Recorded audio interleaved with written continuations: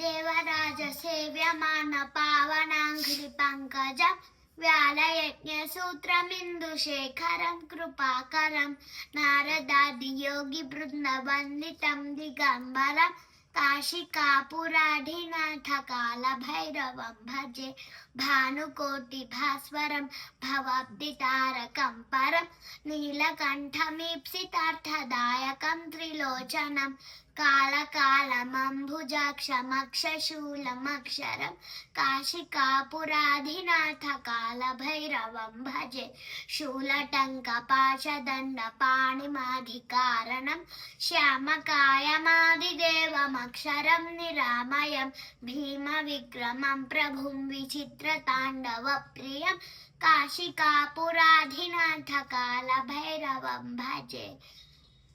भुक्तिमुक्तिदायकं प्रशस्तचारुविग्रहं भक्तवत्सलं स्थिरं समस्तलोकविग्रहं निक्वणन्मनोज्ञहेमकिङ्किनीलसत्कटिं काशिकापुराधिनाथकालभैरवं भजे धर्मसेतुपालनं त्वधर्ममार्गनाशनं कर्मपाशमोचकं सुषद्मदायकं विभुं स्वर्णवर्णकेशपाशशोभिताङ्गनिर्मलं काशिकापुराधिनाथकालभैरवं भजे रत्नपादुकाप्रभाभिराम पादयुग्मकं नित्यमद्वितीयमिष्टदैवतं निरञ्जनं